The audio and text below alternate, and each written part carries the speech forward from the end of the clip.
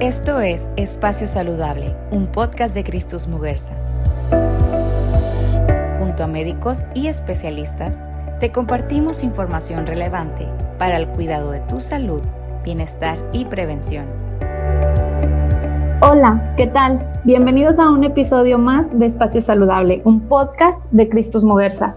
Este es un espacio para platicar y resolver tus dudas sobre salud en voz de nuestros expertos. Yo soy Sara Terán y en este episodio platicaremos sobre la donación y trasplantes de órganos, en específico sobre el trasplante de pulmón. Hoy nos acompaña el doctor Sergio Sánchez, internista neumólogo intensivista con alta especialidad en trasplante. Actualmente es coordinador médico de terapia intensiva de adultos en el Hospital Alta Especialidad y coordinador médico del programa de ECMO. Bienvenido, doctor, ¿cómo está? Buen día, mucho gusto, muchas gracias por la invitación. Excelente, nos da mucho gusto el día de hoy tenerlo aquí en este espacio.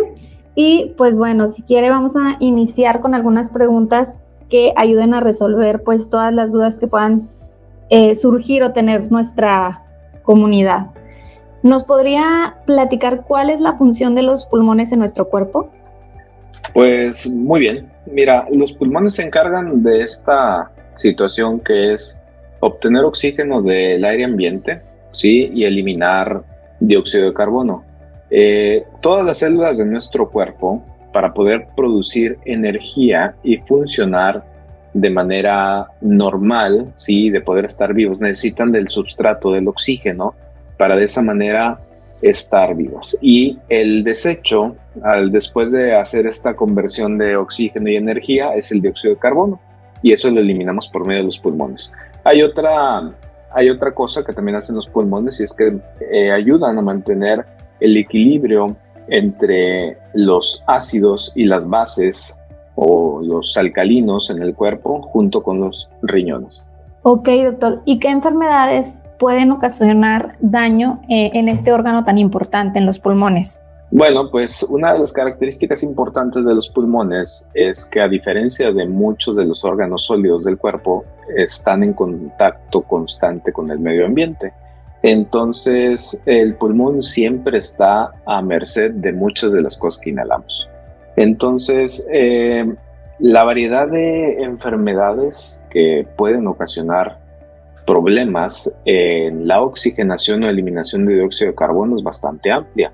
Desde cosas muy sencillas como la exposición a tabaco, que eventualmente puede producir un daño crónico, ¿sí? De EPOC, enfisema, también algunas cosas que están en nuestro código genético, como la fibrosis pulmonar, o algunas enfermedades que están asociadas a trastornos autoinmunes, como la artritis reumatoide, que tiene manifestaciones pulmonares, e incluso algunas otras que son más frecuentes y que habitualmente, en la gran mayoría de los casos, tienen evoluciones más benignas, como es el asma. Muchas veces pasa que podemos tener algún problema, algún síntoma, pero no sabemos a quién acudir. ¿Con qué especialista es a quien debemos buscar en caso de tener algún problema de pulmón? Si alguna persona tiene algunos de los síntomas más frecuentes de la vía respiratoria, como son la tos o la sensación de falta de aire, el médico que se encarga de investigar este tipo de cosas y de resolverlas, o en su caso, si no corresponde a él derivarlas, es el neumólogo, que es el especialista en los trastornos respiratorios a nivel pulmonar. Ok, ahorita nos mencionaba la parte de que los pulmones pues están en constante, digamos, contacto con todo lo que puede haber en el ambiente, etcétera, ¿no? Pero ¿existen algunas causas que sean como frecuentes para desarrollar ciertos problemas en los pulmones o enfermedades? Sí, definitivamente una de las que pues ya todos conocemos de manera bastante amplia, ¿verdad? Es el tabaquismo.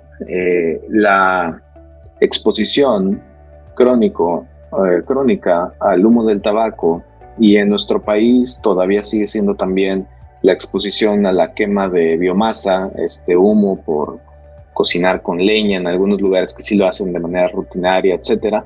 Eso genera un trastorno inflamatorio crónico a nivel respiratorio que eventualmente puede desencadenar una bronquitis crónica y en algunos casos destrucción pulmonar como enfisema. Sí, hay algunas otras exposiciones ambientales que son más infrecuentes, como por ejemplo el asbesto, que afortunadamente ya es muy infrecuente, que incluso puede causar algunos tipos de cáncer a nivel del espacio pleural, que es lo que rodea los pulmones. Todo aquello que sea inhalado y que no sea natural, sino que venga de una situación inorgánica, incluso el vaping y todo este tipo de cosas causan o potencialmente pueden causar un daño a nivel respiratorio. Tan famoso el vaping y que hay toda una situación ahí alrededor en que algunos dicen que sí es malo y otros que no, pero a final de cuentas pues hay muchas cosas que puedan dañar nuestra salud, ¿verdad? Es correcto. ¿Cómo podemos saber si tenemos algún problema en los pulmones? ¿Qué indicios debemos de tomar nosotros en cuenta o qué señales?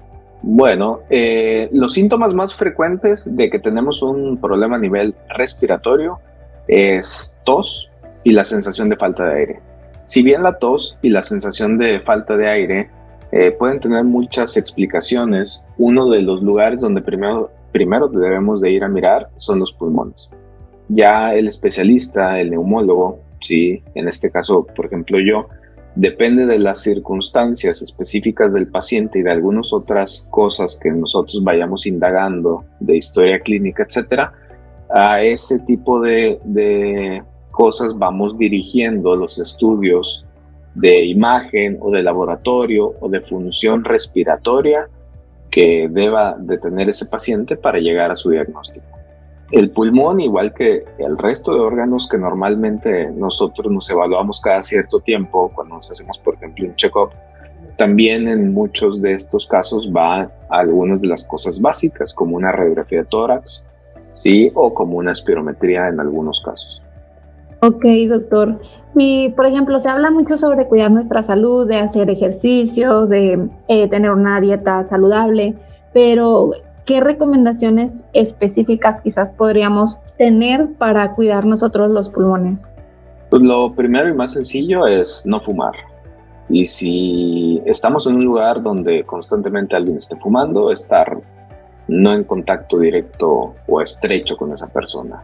Si podemos evitar en la medida de lo posible estar en contacto con algunas otras partículas nocivas, por ejemplo, directamente ahí con humos u otros químicos, a veces en algunas circunstancias de fábricas, hay algunos pacientes que pueden estar en contacto directo con la producción de ciertos polvos inorgánicos que son muy finos y que pueden ocasionar problemas. Eso sería lo ideal, tener un equipo especial de protección. Hacer actividad física de manera regular, todo aquello que se inhale, que sea tabaco, marihuana, vaping, etcétera, todo eso potencialmente puede causar daño. Así que evitar todo ese tipo de cosas. Muy bien, doctor. Y en dado caso de que alguien tenga un daño irreversible en sus pulmones, ¿cuándo podemos definir que una persona es candidato a un trasplante de pulmón? Ok, en el caso de que un paciente ya tenga una enfermedad bien diagnosticada por un neumólogo y que a esta enfermedad ya se le haya ofrecido toda la línea de tratamiento que tenemos actualmente, que afortunadamente en la gran mayoría de las enfermedades a nivel respiratorio ya tenemos bastante armamento terapéutico, si este paciente, a pesar de que ha recibido de manera óptima todos estos medicamentos, sigue con una calidad de vida muy limitada y sigue con una necesidad importante de oxígeno, por ejemplo, suplementario, o con algunas características muy específicas en pruebas de función respiratoria, se puede pensar en evaluarlo para ver si puede recibir un trasplante pulmonar. Excelente. ¿Y cuáles son los criterios que se toman para la distribución de estos órganos? A nivel internacional, es una pregunta bastante interesante, importante. A nivel internacional, en los países donde se realizan muchísimos trasplantes al año, y por muchísimos me estoy refiriendo a hospitales que hacen 100 o 150 trasplantes al año, las listas de espera de los pacientes que van a trasplante se estratifican de el más grave o el más prioritario al menos grave o menos prioritario. De esta manera se asegura que la distribución de los órganos sea de la manera más justa posible y que el que lo requiere de manera más urgente lo reciba primero, porque es el que tiene más riesgo de tener complicaciones a muy corto plazo e incluso de morir. Ok, muy bien. ¿Y cuál es o quién es la persona que puede ser donador y qué tipo de donadores existen?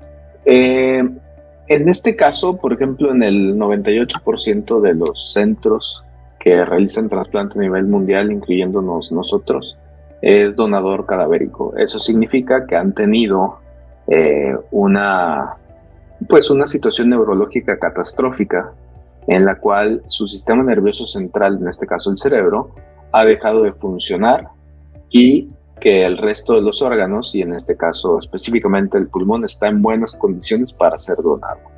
En casos muy extraordinarios y solamente en centros muy esporádicos en otras partes del mundo, se puede realizar la donación de un donante vivo. No es lo ideal, pero en ciertas circunstancias muy específicas de urgencia se puede realizar. Y no es de todo el pulmón, es nada más de un pequeño pedacito del pulmón, por así decirlo. ¿Hay ciertas condiciones que deba de cumplir la persona que va a donar o quien va a recibir para este proceso? Sí, definitivamente. El donante, sí, en este caso me voy a referir al donante cadavérico, que es el que el 98% de los centros a nivel mundial es el que se utiliza. El donante debe tener un historial idealmente de no tabaquismo, o si en el caso de que haya fumado haya sido una cantidad mínima, que en el momento de la donación no tenga un proceso infeccioso activo. Sí, hay algunos estudios de laboratorio que pedimos en el momento de la donación para asegurarnos de que ese órgano esté en las mejores condiciones posibles, y también tiene que tener parámetros de oxigenación muy buenos, ¿sí?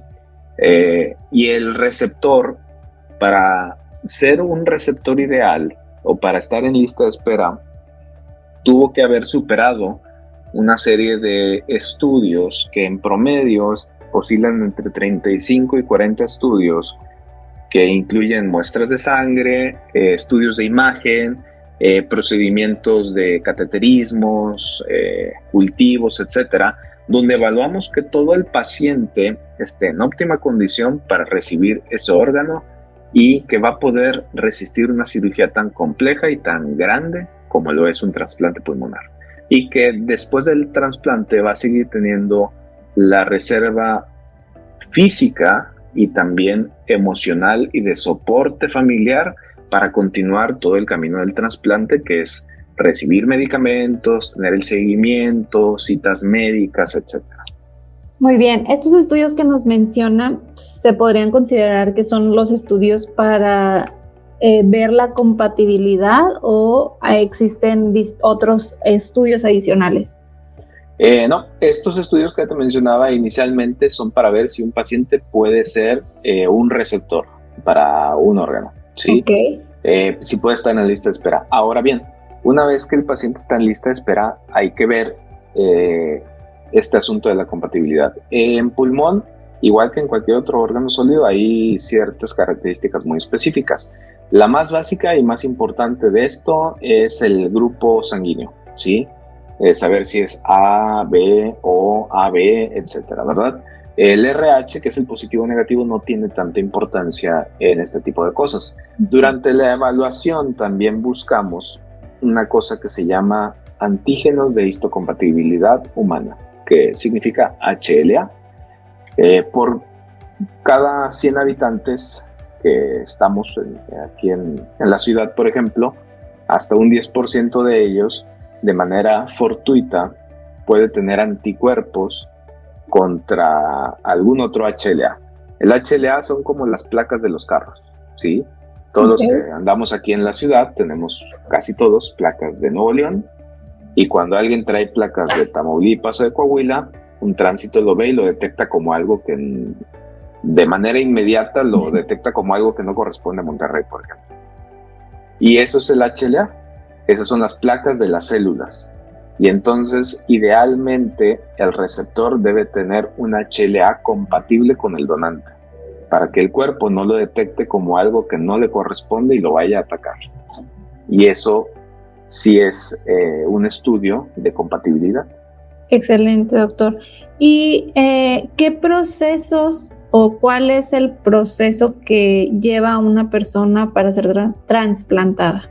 Lo primero que nada, sí, es que su neumólogo de cabecera, quien ya ha llevado su tratamiento a lo largo del tiempo y que ya agotó todo el armamental terapéutico, lo refiera en tiempo y forma a un programa de trasplante. Hay criterios establecidos de manera internacional dependiendo de la enfermedad pulmonar que tenga el paciente, de cuándo debe ser referido a un programa de trasplante y de cuándo debe ser evaluado y puesto en lista. Lo ideal es que las cosas se hagan en un ambiente de tranquilidad, en el sentido a que el paciente sea referido cuando no esté ya en una situación inminente de que pueda complicarse, sino que dé oportunidad a ser evaluado de manera apropiada, ¿sí? De tener una plática apropiada con él y ver ciertas cosas y dudas que todos los pacientes tienen en relación a esto.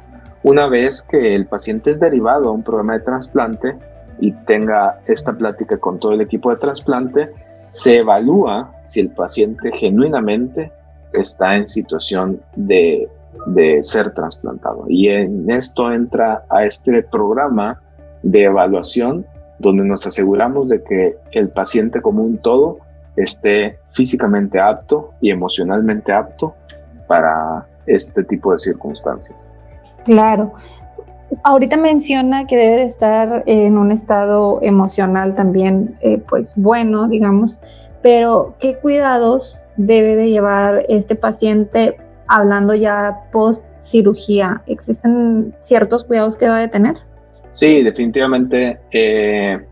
Los pacientes que se trasplantan de cualquier órgano sólido, después de la cirugía, reciben una serie de medicamentos que modifican la respuesta del sistema inmune y que esto hace que potencialmente tengan mayor incidencia de infecciones oportunistas y que tengan también efectos secundarios asociados a los medicamentos que reciben.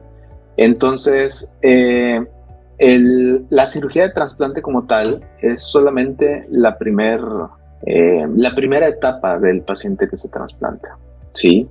El postoperatorio inmediato, ¿sí? Que es esta estancia en la terapia intensiva, es la etapa que sigue, donde hay complicaciones ya esperadas y conocidas que potencialmente puede tener el paciente.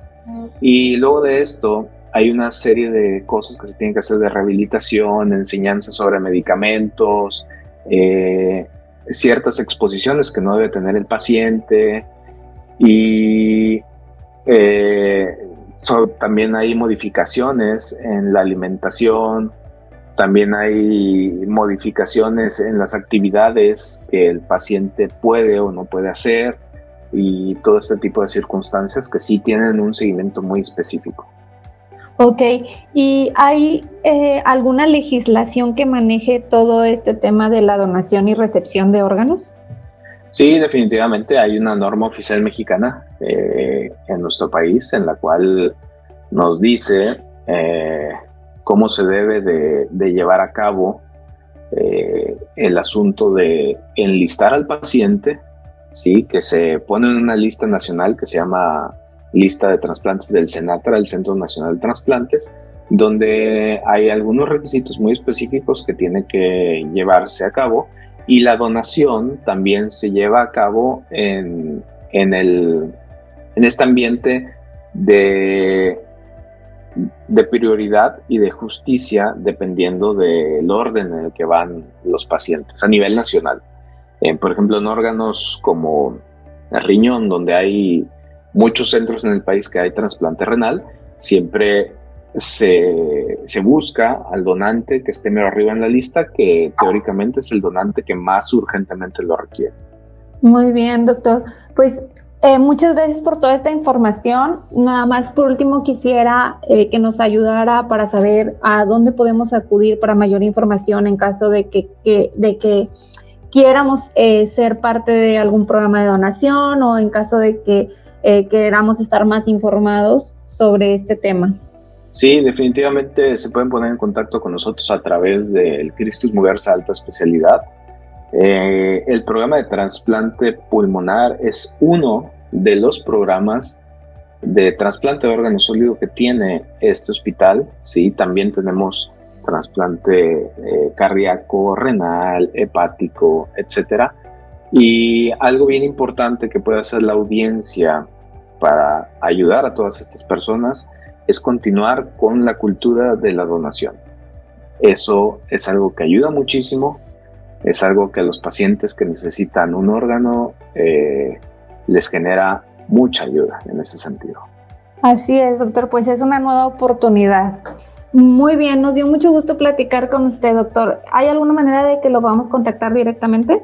Sí, la mejor manera sería a través de los teléfonos del Centro de Trasplante Pulmonar aquí en el Hospital Christus Muguerza, que es el 81 13 06 91 61. Muchas gracias, doctor. Muchas gracias a ustedes por la invitación. Si te quedaste con más dudas, te invitamos a visitar nuestro blog de salud espaciosaludable.com o seguirnos en nuestras redes. En Facebook nos puedes encontrar como Christus Muguerza y en Twitter e Instagram como Christus MX. Nos vemos en nuestra próxima edición. Yo soy Sara Terán y esto fue Espacio Saludable, un podcast de Christus Muguerza.